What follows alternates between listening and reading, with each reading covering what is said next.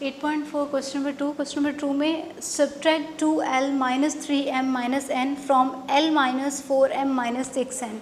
आपने सब्ट्रैक्ट करना है 2l minus 3m minus n को from l minus 4m minus 6n, यानी कि आपने जो फ्रॉम के बाद वाली वैल्यू है उसे पहले लिखना है और फ्रॉम से पहले वाली वैल्यू को नीचे यानी बाद में लिखा जाएगा। आपने दोनों वैल्यूज़ को ऊपर नीचे करके लिखा। वेरिएबल्स का ध्यान रखना है, एल के नीचे एल वाली वैल्यू, एम के नीचे एम वाली वैल्यू और एन के नीचे एन वाली वैल्यू आएगी। अब आपने सबसे पहले क्या करना है, जो नीचे वाली वैल्यू है उनके साइन चेंज कर देने हैं। प्लस को माइनस में, माइनस को प्लस में, माइनस को प्लस में कन्वर्ट कर दिया। अब देखेंगे प्लस माइनस माइनस, 2 में से 1 माइनस किया 1 और बड़ी वैल्यू के साथ माइनस का साइन था तो माइनस एल आ गया। माइनस प्लस माइनस, 4 में से 3 माइनस किया 1, बड़ी वैल्यू के साथ माइनस का साइन था तो माइनस का साइन आ जाएगा। माइनस प्लस माइनस, 6 में से 1 माइनस किया 5, बड़ी वैल्यू के साथ माइनस का साइन था तो माइनस का साइन। जो आपने प्रोसीजर पहले वाले क्वेश्चंस में किया था सेम प्रोसीजर आपने यहाँ पे करना है। फ़र्क सिर्फ कहाँ है, उसने आपको थोड़ी स्टेटमेंट दे दी है, स्टेटमेंट को समझने की कोशिश करनी है आपने। क्वेश्चन नंबर 3 में भी वो यही कहता है, सब्ट्रैक्ट करें 2a cube minus 3a square plus 5a plus 5 from 5a cube plus a square plus 2a minus 3। Again उसने क्या दे दी स्टेटमेंट, आपने फ्रॉम से पहले वाली वैल्यू को नीचे लिखना है, फ्रॉम के बाद वाली वैल्यू को ऊपर लिखना है। दोनों को ऊपर नीचे लिखने के बाद आपने साइन चेंज करने और सब्ट्रैक्ट कर देना है, जैसे हमने पहले वाले सवालों में सब्ट्रैक्ट करना सीखा है, प्लस माइनस के रूल को याद रखते हुए। और ये भी ध्यान रखना है कि जो साइन बड़ी वैल्यू के साथ होगा आप आंसर में भी वही साइन प्लेस करेंगे। क्वेश्चन नंबर 4 भी इसी तरह से है, वो मैंने अभी यहाँ पे नहीं लिखा, आपने उस सवाल को खुद से करना है, वो आपकी प्रैक्टिस के लिए है।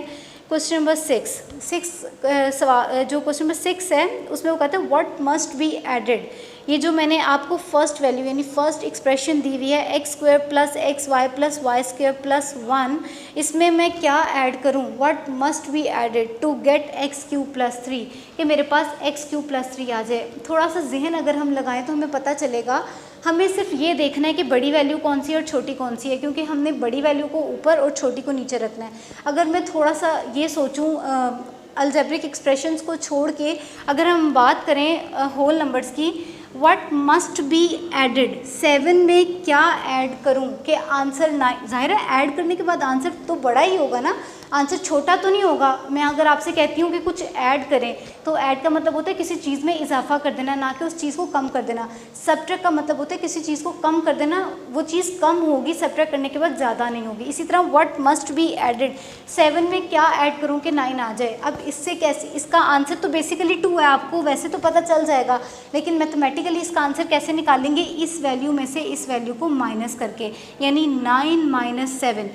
इसी तरह अलजबरा की तरफ इस रूल को ले आए, यानी सेकंड वैल्यू में से फर्स्ट वैल्यू को सब्ट्रैक्ट करेंगे। मैंने सेकंड वैल्यू को पहले लिखा, माइनस का साइन लगाया, फर्स्ट वैल्यू को बाद में लिखा। बाहर क्योंकि माइनस का साइन था तो अंदर वाले सारे साइन चेंज हो गए और फिर इसको अरेंज करके नीचे लिख दिया, सिंपली मेरा आंसर आ जाएगा। ठीक है, लास्ट क्वेश्चन देखें, व्हाट मस्ट बी सब्ट्रैक्टेड। अब हमने बताना है कि क्या सब्ट्रैक्ट किया जाए कि 5 p की पावर 5 प्लस p की power 4 plus p cube plus p square plus p plus 1 to get p की पावर 5 प्लस 1। मैं ऐसा क्या इसमें से माइनस करूं कि मेरे पास आंसर जो है वो p 5 प्लस 1 आ जाए। अगेन इस होल नंबर वाले रूल को देखिए, सब्ट्रैक्ट करना है तो ऑब्वियसली पहला नंबर दूसरे नंबर से बड़ा होगा जो उसने वहाँ पे लिखा हुआ है।